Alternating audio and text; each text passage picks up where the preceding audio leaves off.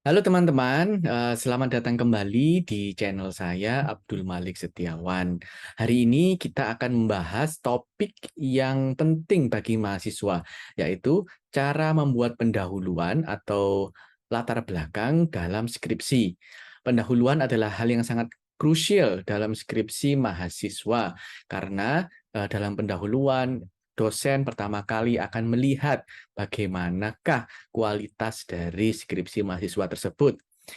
Oke, simak terus video ini. Saya akan membahas bagaimana langkah-langkah yang simpel dalam membuat pendahuluan atau latar belakang. You only live once. Educate your life. Welcome to the Learning Factory by Abdul Malik Setiawan. Yang pertama, mari kita bahas komponen-komponen penting dalam pendahuluan yang mantap. Yang pertama adalah tarik perhatian, yang kedua kasih konteks, yang ketiga nyatakan masalah, yang keempat tujuan dan signifikansi, dan yang kelima adalah kasih preview. Apa itu tarik perhatian? Kita harus mulai dengan hal yang bikin membaca penasaran. Ini bisa berupa fakta yang menarik, kutipan yang relevan, atau pertanyaan yang bikin pembaca mikir. Tujuannya supaya pembaca nggak bisa berhenti membaca. Lalu kita harus memberikan konteks pada tulisan kita. Setelah kita kasih hook, berikan konteks buat penelitianmu. Jelaskan kenapa topik ini penting dan relevan di bidang studi yang lebih luas. Apa gap pengetahuan yang akan kamu isi lewat penelitianmu? Contohnya misalnya, kamu bisa bilang dengan misalnya isu A akan mengakibatkan B dan sebagainya. Lalu kamu harus menyatakan masalah, apa yang kita teliti, dan memberikan pertanyaan penelitian. Jelaskan dengan singkat masalah atau pertanyaan penelitianmu. Apa yang ingin kamu selidiki atau pecahkan dengan penelitian ini. Tapi kamu harus melakukan singkat dan spesifik. Jangan lupa kamu tunjukkan ya bahwa penelitianmu ini memiliki tujuan dan juga memiliki signifikansi. Kamu harus membahas apa tujuan yang ingin dicapai dari penelitianmu. Jelaskan kenapa penelitian ini penting. Apakah ada tujuan khusus yang ingin kamu capai dan kenapa orang lain harus peduli dengan penelitianmu. Lalu yang terakhir adalah kamu kasih preview. Apa itu preview? Preview adalah kamu memberikan pembaca peta jalan singkat atau roadmap yang akan kamu kerjakan dalam skripsimu. Sebutin gimana struktur penelitianmu dan kira-kira metode apa yang ingin kamu lakukan. Namun, kamu harus menjelaskan sesingkat mungkin karena ini masih dalam tahap latar belakang. Ini adalah contoh dari pendahuluan seperti yang sudah saya sebutkan. Yang pertama, kamu menunjukkan adanya sesuatu yang penting atau adanya masalah yang berat. Contoh misalnya, pada tahun 2022 terdapat 10.000 anak yang mengalami stunting di Pulau Jawa. 20% diantaranya mengalami kematian sebelum menginjak usia 4 tahun. Jadi ini sesuatu masalah yang penting. Lalu yang kedua yaitu memberikan konteks ya.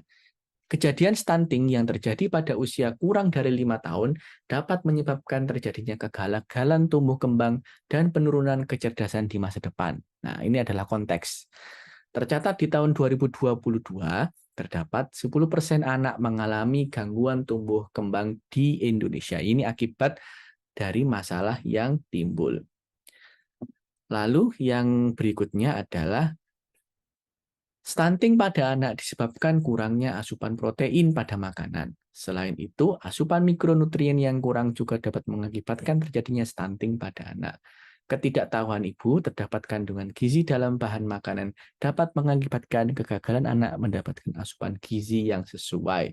Jadi ini adalah contoh dari masalah ya, masalah atau pertanyaan dari penelitian. Jadi kalimat pertama adalah masalah, kalimat kedua adalah pertanyaan penelitian.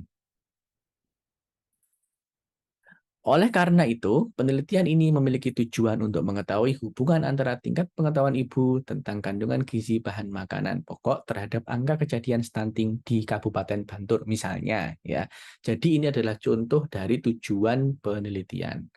Lalu kalimat berikutnya, penelitian ini akan menguji tingkat pengetahuan ibu di Kabupaten Bantul tentang kandungan gizi beberapa bahan makanan pokok yang sering ditemui di area tersebut. Pengambilan data akan dilakukan melalui survei secara langsung untuk menghindari kesalahan dalam memahami pertanyaan. Jadi ini adalah contoh dari preview.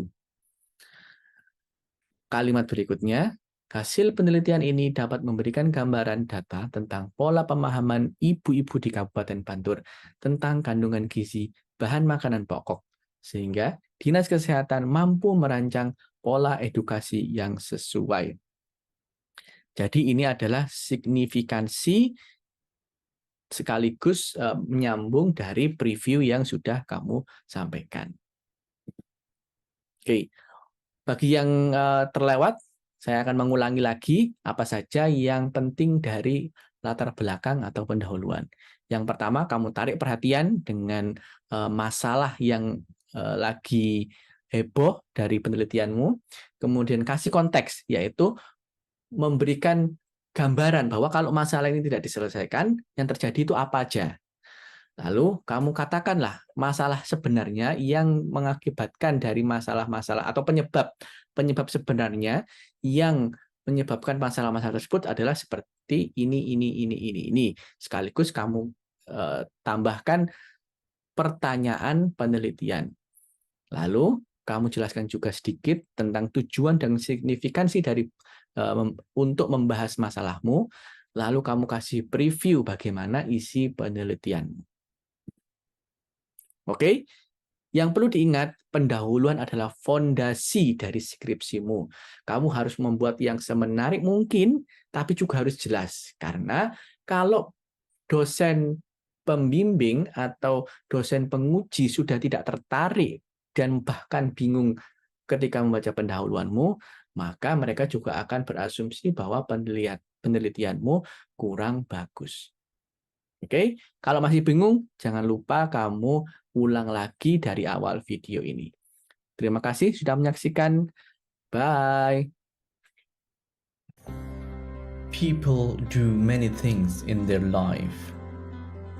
Sometimes we fail, sometimes we succeed, but we always learn from them.